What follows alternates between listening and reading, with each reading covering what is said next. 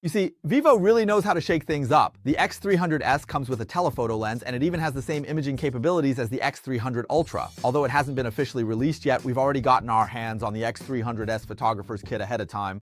Just peel this off here, lift it up, and the phone is placed inside. I'm really curious about the accessories in this box. You should pull it out like this, and this card tells you what's included underneath. There's a brand new teleconverter. Hey, I happen to have the previous generation right here, so everyone can take a look and compare. It's become shorter and also lighter. That means it's more convenient to take with you when you go out. Over here is a metal decorative ring. The lens adapter ring is silver, and there's a little ZEISS blue badge here. Inside, you'll find the crossbody strap. There are also two protective caps here. The phone case is green, and it has a diamond pattern texture to the touch. Next, let's bring out the phone itself. The one we have is in the film green colorway. Oh, so the X300s has a large screen, and they've done a two-tone design. The lower part is actually this. There's a silicone protective case in silver and green. Nice touch. Here is a 90-watt Type A charging adapter. As usual, let's look at the phone's appearance first. Now, I placed the X300s between the X300 and the X300 Pro, and it's easy to see that its size is the same as the X300 Pro. It's a 6.78-inch flat display, but when it comes to the arrangement of the camera module, you see it's the same as the X300. There's also a small ZEISS blue logo in the middle, and the flash is placed in the upper left corner of the body. At the same time, if you look at it from the side, it's quite unique. Just like the X300, it also uses a cool tone glass, and there's a crater-like transition. The advantage of this is that when you're holding the phone like this, you won't feel the camera module area is sharp or uncomfortable to the touch. What's special about this generation is that they've done a dual texture design, but notice when you touch it, you can't actually feel the difference between the two textures. My impression is that they designed the X300s to look more like a compact mirrorless camera, or rather, to give the phone a more distinctive look. The sides feature a matte metal flat frame, but pay attention to the color of this metal frame. It actually has a slight greenish tint. I think this creates a subtle echo with the color of the back panel. On the front, the phone has an ultrasonic fingerprint sensor and a 6.78-inch 144 Hz flat display, which we'll talk about in a moment.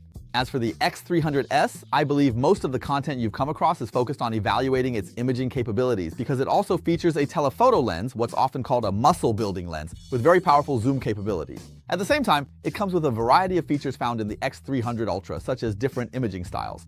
You can even add your own. For example, the color palette. It's not just the Ultra that has it, the X38s has it too, and so on and so forth. We won't go into all of that again. But to be honest, guys, what really attracts me to the X300s isn't its imaging, nor its dual main cameras, nor its telephoto lens.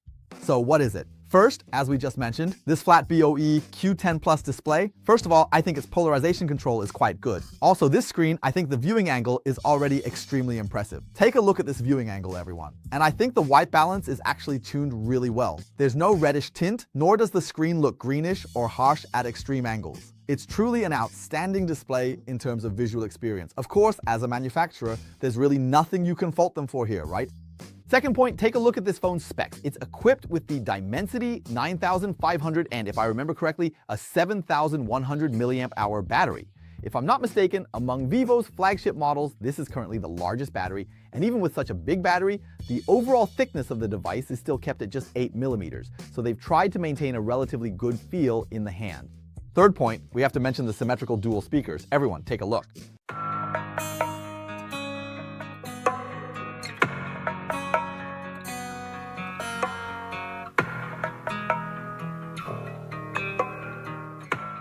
How should I put it? Even pro users would be envious. The fourth point is the motor, X300s, actually has a brand new custom motor, and the vibration feedback is really quite good. In fact, you may have noticed that I've barely talked about this phone because I honestly don't know what else to say. Its specs are so well-rounded that you could call it an all-purpose compact camera. If you really like Vivo's system and you want a device like this is a product without any obvious weaknesses.